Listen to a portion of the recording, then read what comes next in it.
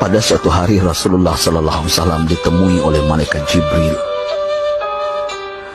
Rasul pun bertanya, "Ada apa wahai Jibril?" Jibril menjawab, "Wahai Muhammad, sesungguhnya hari ini Allah Subhanahu wa Ta'ala sedang mengobarkan nyala api neraka, dan seluruh para malaikat amat ketakutan. Mereka tidak tahu harus bagaimana. Untung aku ingat," kata Jibril, "bahwa engkau Muhammad adalah sumber cinta dan sayang Allah Subhanahu wa Ta'ala kepada alam semesta. Dengan alasan itu aku kesini, bertabaruk mengambil berkah dengan cinta Allah kepada dirimu, ya Rasulullah, ya Muhammad." Rasulullah terdiam beberapa saat, kemudian bertanya lagi, "Wahai Jibril, ceritakan padaku bagaimana neraka itu sesungguhnya." Jibril menjawab, "Wahai Muhammad, neraka itu bagaikan lubang-lubang yang terdiri dari 7 tingkat. Jarak antara satu lubang dengan yang lain ialah perjalanan 70 tahun. Lubang paling bawah adalah lubang yang paling panas." Nabi SAW meneruskan pertanyaannya, "Lalu siapakah penghuni lubang-lubang neraka itu, wahai Jibril? Sampaikan kepadaku, Jibril." Jibril menjawab, "Lubang yang paling bawah diciptakan untuk orang-orang munafik. Lubang yang berikutnya untuk penyembah berhala, lalu untuk penyembah bintang dan matahari." Jibril terus menerangkan penghuni tingkatan neraka hingga lubang yang kelima, tempat umat Yahudi, dan yang keenam dihuni oleh umat Nasrani. Setelah menjelaskan penghuni 6 tingkatan neraka, Jibril diam cukup lama. Rasulullah SAW penasaran dan bertanya kepada Jibril, "Wahai Jibril, siapakah penghuni neraka yang ketujuh?" Jibril diam saja tidak menjawab. Rasulullah SAW mengulangi pertanyaannya, tapi Jibril tetap diam. Rasulullah tambah penasaran dan mendesak Jibril agar dijawab pertanyaannya. Akhirnya Jibril pun berkata, "Umatmu, wahai Muhammad, mereka itu para pelaku dosa besar di kalangan umatmu, yang dimana sampai mereka mati belum sempat bertaubat." Mendengar jawaban Jibril, Rasulullah langsung jatuh pingsan.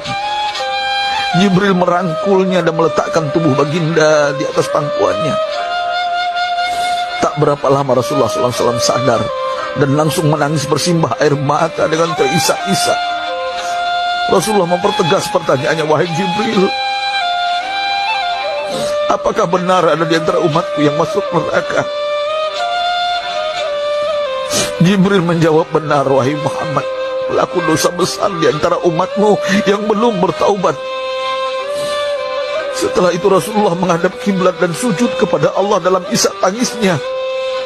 Sesekali dengan suara pelan beliau membisikkan kata-kata, "Ummati ya Rabb, ummati, ummati, ummati."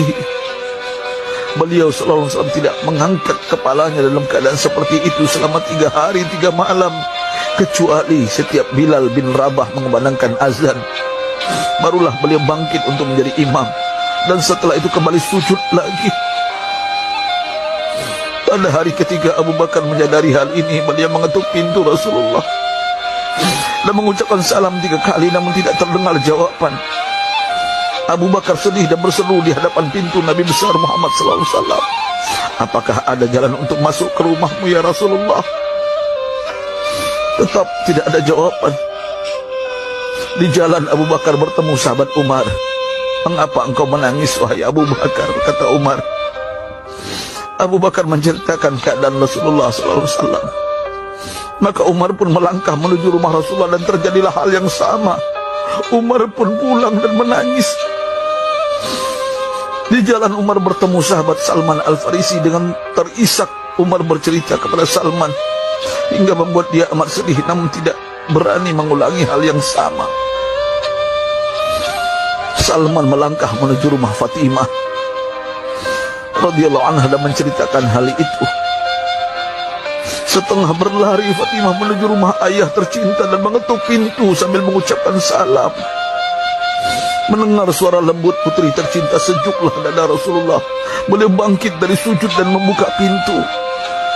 Alangkah terkejutnya Fatimah melihat Rasulullah, ayah tercinta, amat kurus dan pucat. Fatimah memeluknya lalu menangis. Wahai ayah, apa yang terjadi? Mengapa engkau amat sedih seperti ini? Rasulullah kembali menangis dan berkata dengan suara lirih, wahai Fatimah, belahan jiwa aku.